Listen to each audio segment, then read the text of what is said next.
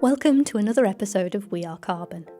I'm Helen Fisher and I'm joined by Brennan Spellacy to discuss the concept of carbon offsetting, along with the software that allows us to interact with it. It's fairly undisputable that as a society, our actions continue to emit far too many carbon dioxide emissions. And like many people, I feel we need a multi-pronged approach to moving forward, looking at things holistically rather than getting tied up solely on numbers of carbon. But any move that takes us in the right direction and can be put into action at scale is a valuable part of the solution. Carbon offsetting is a means to direct finance from activities that emit carbon and put it into supporting projects that can instead store carbon here on Earth. So in other words, if a factory burns its way through fossil fuels, it can take some accountability for that by putting money into a project that's planting lots of trees or a carbon removal technology. It's a topic with broad scope and many challenges. And alongside mandated schemes, it's actually voluntary carbon markets that are helping to move things forward. In many ways, we all have a bit of an impact on this, though I, for one, have found it an inaccessible subject to really get my head around. Who is able to get involved? What scale of project can benefit? And how does it actually work from a day-to-day point of view? Brennan is able to help us unravel some of this. He's the co-founder and CEO of Patch, an online platform that joins the dots and streamlines the process for putting carbon offsetting into action. I hope you'll gain some valuable insights by having a listen. And don't forget to keep up to date with everything from We Are Carbon. Subscribe over on the website, wearecarbon.earth, or find us on Instagram, at wearecarbon.earth. Right, let's get stuck in. Hello Brennan, thank you so very much for joining us today. Really appreciate you being here, and I wonder if you could start by just giving a very quick introduction to yourself. Yeah, absolutely. Well, first and foremost, Helen, thank you so much for having me. As far as who I am, my name is Brennan Spellacy. I'm one of the co-founders and CEO of Patch. Patch is an API to take CO2 out of the air. I'm sure we'll talk a little bit more about what that is later. Before working at Patch, I was a software developer at Shopify and then a hospitality company called Sonder. And I was born and raised in New York. Fantastic. Okay, well, thank you. And I have to admit, this is a topic that's, I think, technical, perhaps not just for myself, but maybe for a lot of other people, because we're not just talking software, we're talking carbon credits, which I think it's quite in itself, I have personally found it quite a difficult topic to navigate. So I'm hoping you can break it down for us non-technical people and give us a bit of an understanding how software can play a part in essentially helping the health of the planet. So before we get into Patch itself, would you be able to give us a short overview of what the idea of offsetting carbon actually means? Yeah, absolutely. Absolutely. So when people talk about offsetting, which is admittedly become a slightly loaded word, they're talking about the idea of compensating for some sort of unavoidable emission. And so what I mean by that is when a company is trying to operate sustainably or maybe at net zero emissions, which essentially means they want to effectively have no environmental impact. The first thing they have to do is measure the carbon intensity of their business. So they understand, how many flights they're doing, how much they're consuming, maybe if they're generating electricity or consuming electricity. They kind of put all this work together to understand what is like the total footprint and breakdown of that footprint within the business. The second step is to take reduction opportunities. So, maybe you can fly a little bit less or, replace incandescent bulbs with LED bulbs. There's all these different ways to either decarbonize or use less power, which in effect reduces your footprint. And then the final piece is compensation. So we've kind of made an effort to condense your footprint or compress your footprint. And now you have a certain amount remaining. That's the piece that should be getting offset. Now, how does that actually happen? Well, an offset is actually almost like an abstraction or an environmental derivative, where it's this digital record that maps to some sort of physical event that happened somewhere else. And so offsets or carbon credits are ways for people who are maybe further away from some sort of carbon sequestration or carbon offset project to interact with these different things. And when you essentially buy and retire an offset, you're essentially financing some sort of positive environmental project somewhere in the world.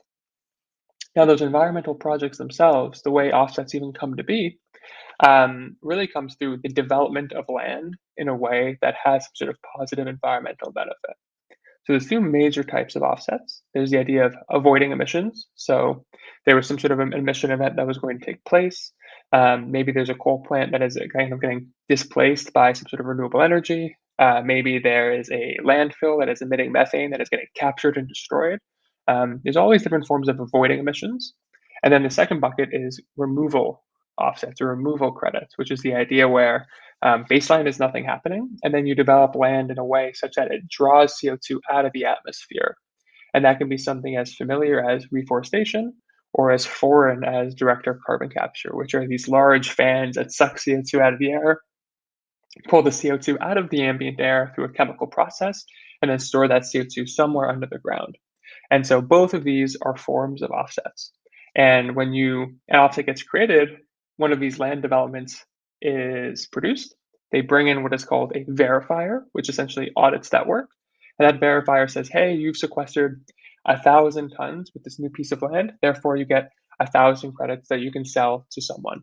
And then Patch is essentially the platform on which it transacts on, but you can essentially buy and retire those credits. So you're essentially indirectly paying for some sort of positive environmental effect somewhere.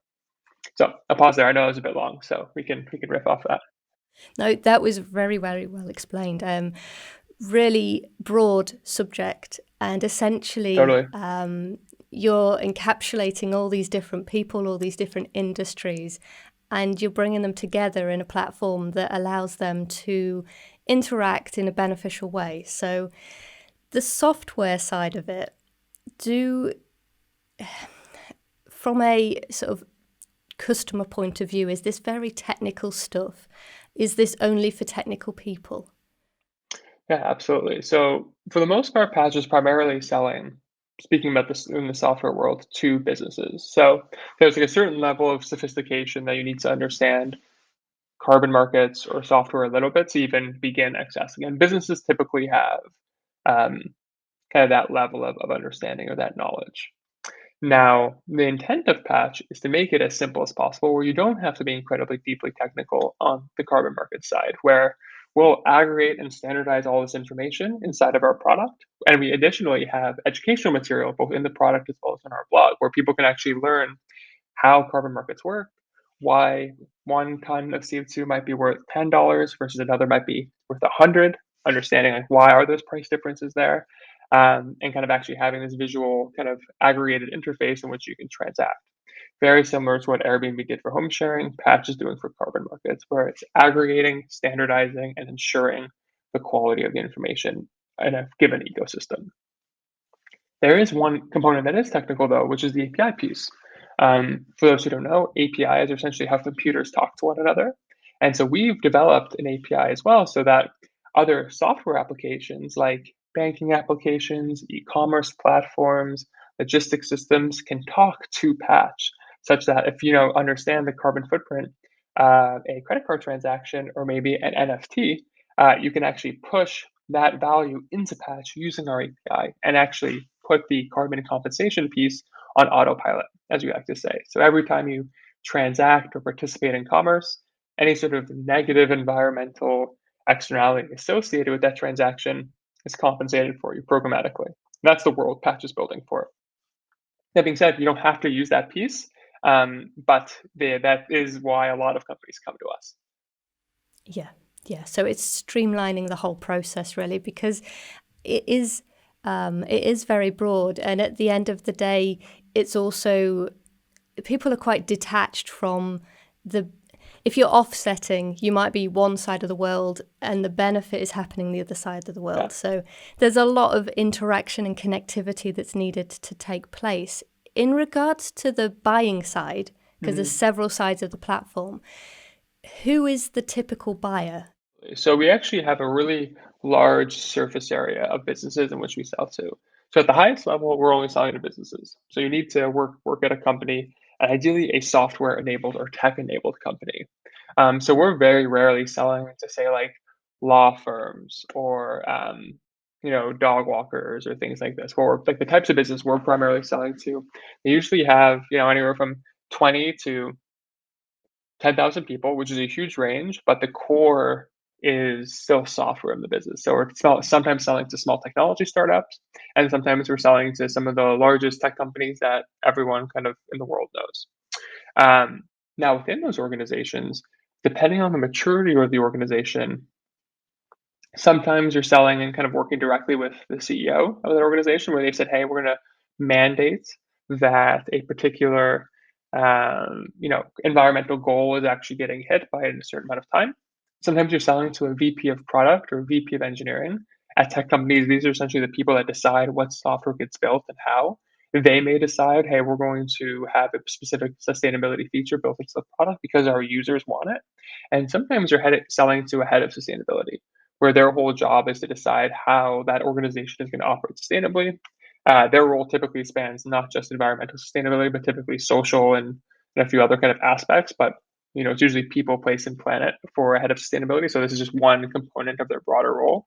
And in some cases, you're actually selling to them. So it really depends, but the kind of overall theme is tech-enabled businesses across financial services, e-commerce, logistics, and travel.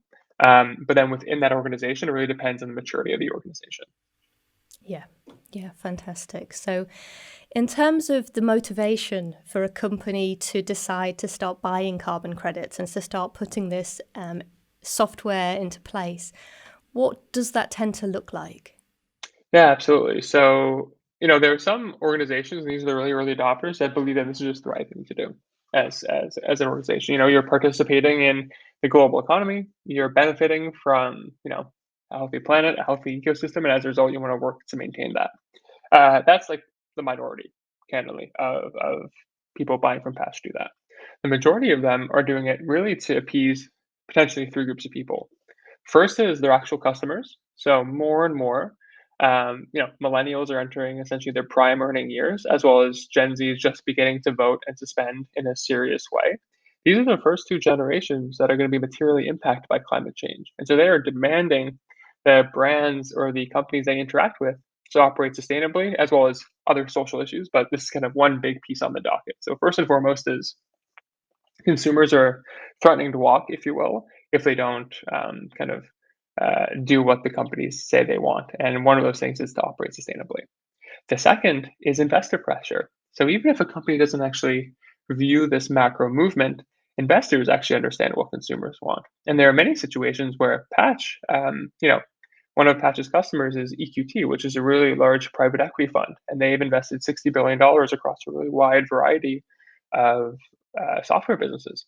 And they're actually working with each one of their portfolio companies to operate and get to a more sustainable world because they know that consumers are going to want this in the next 5, 10, 15 years. And if you're a capital allocator and maybe you're investing on a 5 or 10-year time horizon, you want to make sure you're doing what consumers want today so that you have a good financial outcome down the line. And then finally, there is regulatory pressure. So there are some organizations, specifically in the travel space, that are kind of being threatened by regulatory pressure.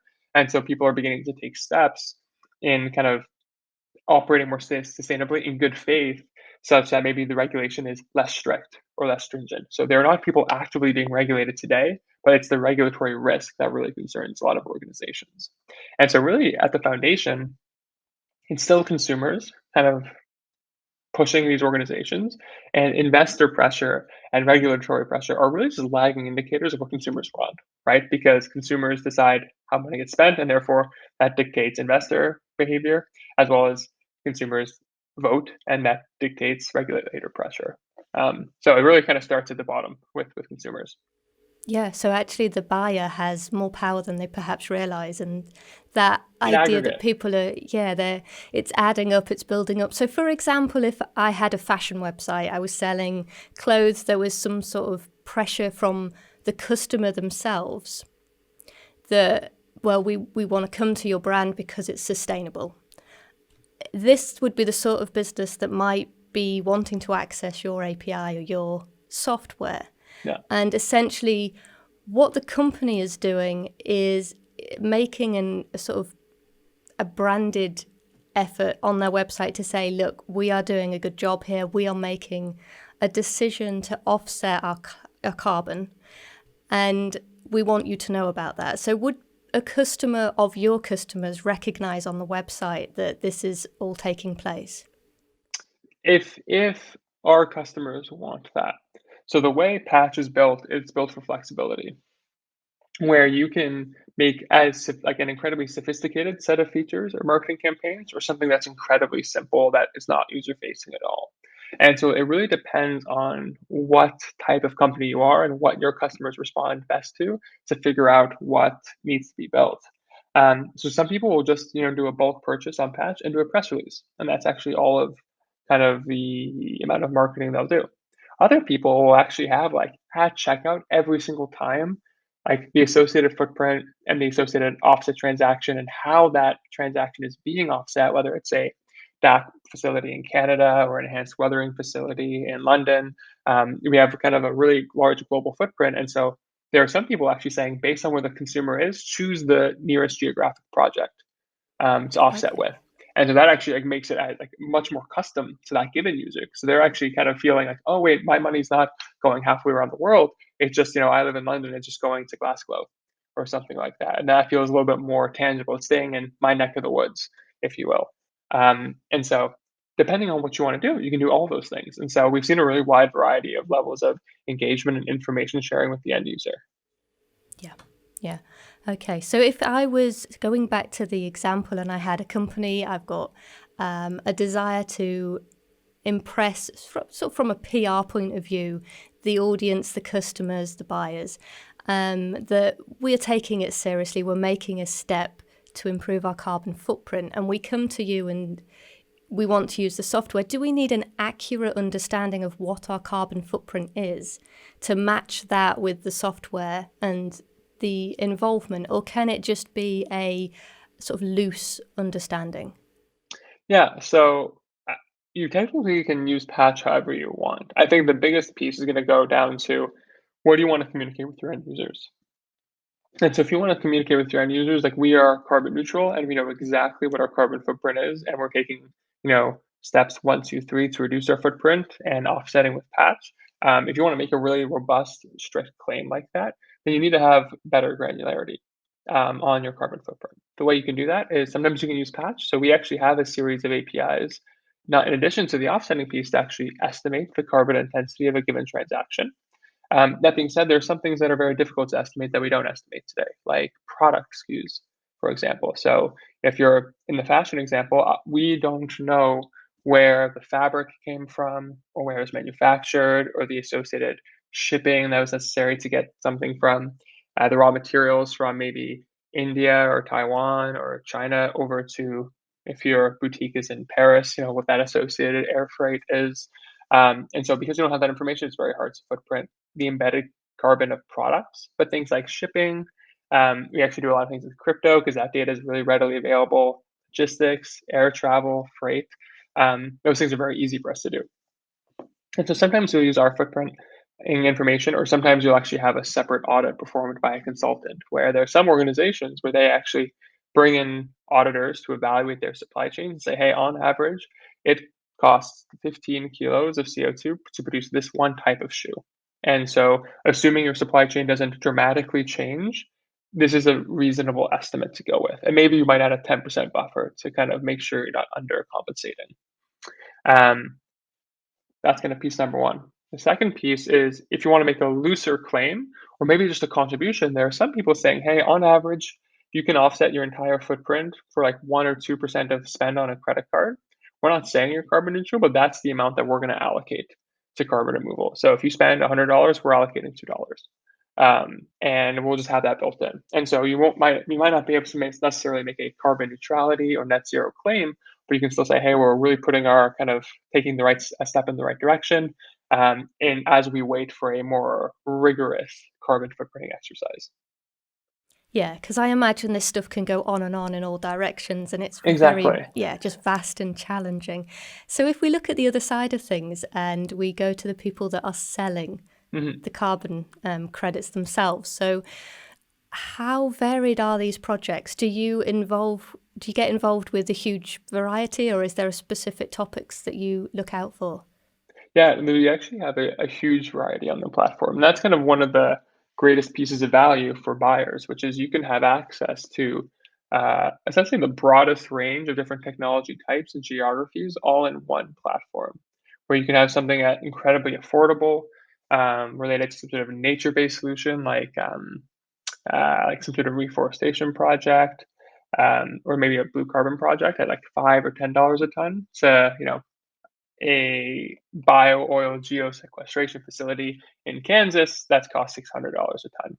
And so when we're looking for different forms of projects on board to the platform, there's like a certain like minimum threshold we actually need where per technology type, you have to be able to present us with specific types of information and data in order to actually say, hey, you're a reputable party that can operate on the platform. You can kind of think of this as like a KYC process where we're essentially evaluating an organization to see, do they have a history of doing what they say they're going to do? And do we believe that they will continue to do that? If they pass that threshold, they actually can list it onto the platform.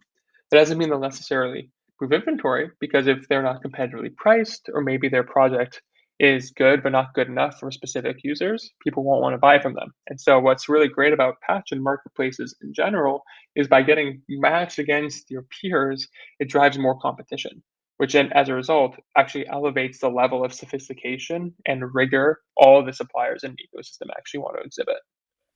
Yeah. So, in terms of the cost, you've mentioned quite a large variety between Yeah. different companies on the different price of the carbon.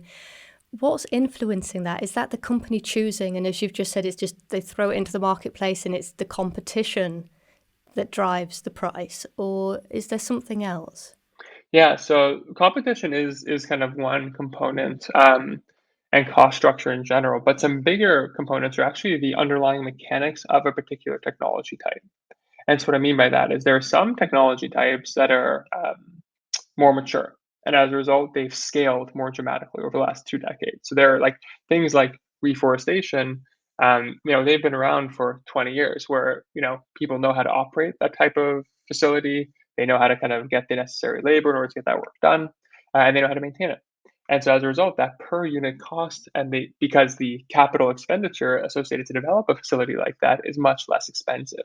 And as a result, the capital they raise to develop that facility comes at a lower price as well because there's less risk associated with launching a facility like that. The contrary is things like bio oil I mentioned earlier come at $600 a ton. These facilities operate at like a hundredth of the scale the reforestation facilities operate at. And so as a result, they're much newer technologies. And so they haven't reached those scale economies yet. And so they're not able to benefit from cheaper capital, and as a result, driving down unit cost rates as much. That being said, that more expensive option comes with other kind of metadata associated with it. So a really important attribute of carbon credits in general is this idea of permanence. So every ton is actually not created equal. Where a reforestation credit, you can really only assume carbon sequestered by some sort of nature-based solution will stay there for anywhere between 50 to 100 years, which is good. Like it buys us some time. But things like bio-oil are permanent on the scale of 10,000 years. And so in that situation, you can assume that the carbon is effectively permanently removed in the bio-oil use case, but temporarily removed in the nature-based solution use case. And so there's a place and purpose for both, but the idea is like they're not actually truly like interchangeable because they're fundamentally different products underneath the hood. Yeah, yeah, absolutely. I can see that. And the essentially, if a company decides to spend a higher dollar for the same quantity of carbon, they in themselves they've got their own motivation behind supporting that project. Which Yeah. do they have all of that information available so they can see the sort of likely permanence and the location of the project they're supporting, and they're choosing on all of this data? Exactly. Yeah. So we expose all that information both in the visual product. So we have a dashboard where you can actually like filter and search and shop, as well as all this data is also exposed via API. So if you maybe, we actually have some customers for carbon accounting tools, which you can kind of think of a carbon accounting tool as an accounting system just for sustainability. So not for financial accounting, but for sustainability and carbon accounting, where they're actually embedding a marketplace inside of their product. And all of that is powered by Patch's infrastructure. And so they're enabling people to search by and query by all these different filters and attributes in their product powered by Patch's tech, which is pretty cool. So they've built like a mini patch inside of their product using our APIs. Yeah, fantastic. So it's creating a life of its own. Exactly. Yeah. Yeah, yeah, it's wonderful. In terms of we've talked about natural solutions for capturing carbon, and then there's more technical, high-tech solutions. And on the basis of permanence, you've covered a huge variation in time. 10,000 years, 100 years. It's a huge leap ahead. Is there any consideration towards other benefits? Now, this I'm expecting you to say no, but with regards to biodiversity, on the nature-based side, there can be like a holistic and continuing benefit to the environment that is beyond the actual carbon in the atmosphere. Is any of that coming into play? Do companies like to mention that? So some companies definitely do, and that's one of the top. Besides cost, it's actually a huge driver of why people like contributing to these nature-based projects. The other piece is actually social components as well. If you're thinking from like an equity and like wealth distribution perspective, so a lot of these nature-based solution projects are based in kind of communities that maybe have historically been underserved, and so it's actually a great way to get capital into underserved or undercapitalized communities versus the human engineered solutions to date are primarily being developed in like essentially wealthy nations as like an engineering project. And so, you know, a lot of times the kind of I don't want to say debate, but some of the healthy tension relates to, is your goal purely based on climate, in which case it might make sense to store carbon for 10,000 plus years and really only think about that piece? Or are you also trying to fold in these other sustainable elements related to social and economic sustainability that I was mentioning before? So, ahead of sustainability is not just responsible for climate; they're responsible for other attributes as well. And so, creates a little bit of tension here, where you have to weigh in the strengths and weaknesses of each solution, and we surface that metadata in the product as well. Yeah, and of course, there's a place for all of it in different ways. There's different benefits. So I imagine that the buyers are very supportive of having that choice and having that ability to see the information of where it's all coming from. In terms of the validation process, Mhm. this is a complicated topic in itself, and it must be, is that something that Patch are involved with? If a company comes to you to sell carbon, do they go through a verification process with yourselves? Yeah, so the like verification is essentially like I don't say it's a protected term because it's not formally a protected term, but it means something very specific with respect to there's been some sort of verification standard and associated methodology, which is essentially a sequence of steps to evaluate a carbon project. We do not do that kind of verification. We believe that there's a fundamental conflict of interest if we are both an exchange as well as the verifier. It's almost as if like a securities exchange was also a credit rating agency. Like it's a huge conflict of interest because we benefit from volume moving to the platform versus verification standards. Their entire job is to make sure nothing beneath a certain bar can get on any platform. And so there's kind of this moral problem. So we've structurally said we're never going to be a verifier. It's unethical. That being said, as a marketplace, we're still expected to do this KYC process I mentioned before. So while we are not a verifier, we still evaluate and ensure the data that's being given to us is not fraudulent or misrepresentative of the underlying technology.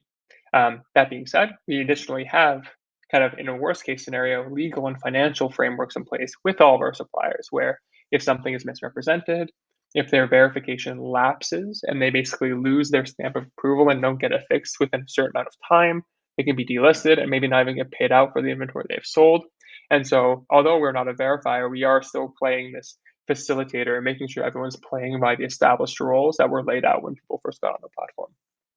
Yeah, yeah, that makes a lot of sense. And the process then to become a seller, do they independently go to elsewhere to get verified, and you have a specific framework of information that you're looking for? Exactly. That's exactly it. So, depending on your verification standard and methodology, our data requirements are going to vary. Okay, yeah. So I suppose you have to keep on your toes with it as well because there must be new stuff all the time. So It doesn't change that fast, actually, and that's kind of been one of the critiques of the verification standards, which is there are all these new forms of carbon removal coming out into the ecosystem, and they've been unable to respond to them quickly enough. They've expressed intent that they're going to create methodologies for them because the market demand is there, but they are kind of candidly they're nonprofits, they're undercapitalized organizations, and they're being pushed to their limits, candidly. And so I've definitely empathized with them. That being said, they do have intent to create all these new methodologies eventually. So it doesn't change as fast. But that's more of a function of not so much the market, but rather the speed at which these organizations can move. Yeah, yeah. With the sellers, could you just give us some examples so we can get a picture of how varied they are? Yeah, absolutely. So some sellers, like there's Blue Source, for example. They are a carbon offset developer, primarily based in North America, and they primarily focus on improved forest management and prevented deforestation projects in Alaska and the kind of primary 48 United States. And so they're primarily working like Appalachia. They're working in I'm forgetting all of my forest names here, but there are a few in the Massachusetts area as well as Alaska. Then you have folks like Future Forest. They're actually based in the UK, where they're again planting additional trees, but as well as using something called enhanced weathering. Um, which essentially there's a specific type of mineral that reacts with the CO2. It's called olivine. And olivine reacts with CO2 in the air to create a what is called a carbonate, um, which is a form of a salt. Not to get too technical, but essentially the carbonate will never turn back into CO2. Or if it were, you'd have to apply a huge amount of heat, which wouldn't happen naturally. And so by sprinkling all this olivine in this particular forest and kind of increasing the surface area in which the olivine can react with CO2, you're essentially sequestering CO2 as an inert rock, candidly, like it's basically a rock on the ground, and it'll never re-enter the atmosphere. So those are two very, very different projects on completely different parts of the world, also coming at fairly different price points as well. It's an education in itself learning It about is. your. I love it, Yeah, honestly. yeah. There's so much diversity of solutions out there. I mean, there's also things like kelp forests where people focus on there's land reforestation is the equivalent of that underwater as well. And so there are people sequestering huge amounts of carbon dioxide by growing essentially artificial kelp forests and then kind of dragging that kelp to the bottom of the ocean so that it can never re-enter the atmosphere. Yeah, okay. This is it's for all environments. Yeah, so many Yeah, different techs. absolutely. Fantastic. And with regards to carbon credit schemes, this is a term that is generally covering government mandated situations, but there's lots of variations. Just seems to be a huge number of projects out there. Do they overlap, and what happens if is a company that's sequestering carbon covered by a non-mandated and a mandated scheme, or how does that work? Yeah, absolutely. So there's actually two very distinct markets. There are compliance markets. These are those mandates you're talking about. Those typically come in the form of cap and trade schemes, where you're actually buying and selling the right to pollute. Where car companies each get issued a finite number of they're called emission credits. So not necessarily carbon credits, but emission credits. So you're allowed to emit 1 ton for every credit you have, and someone might be given 100,000 tons, 150, etc. And if you want to exceed that, you have to pay to get more.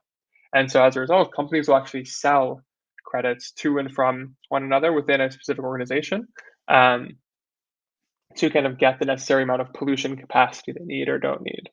The world patch operates in are in voluntary markets where there is no regulating body, which is great because people can move quickly, but it's not great because it kind of causes a headache on what is and what isn't allowed. And so there's like some self-regulation that needs to happen. So, lack of regulation is great from a speed and execution perspective, but it's not great at having really concrete clarity on what direction people should be going in. Those two markets are totally separated right now. Now, what's interesting is Canada, they recently upheld their carbon tax 2 or 3 months ago. We went to the Supreme Court there, and it was determined that it was constitutional to have a carbon tax in Canada. And they're actually kind of ideating with we're playing with the idea of having a federal offset program. Well, they would actually, instead of the nonprofits having the verification standards, the Canadian government would actually establish the verification standards. And so that's actually a merging of these two worlds, where it's a compliance scheme, but but it would be for an offset or carbon credit versus an emission credit, which is pretty interesting.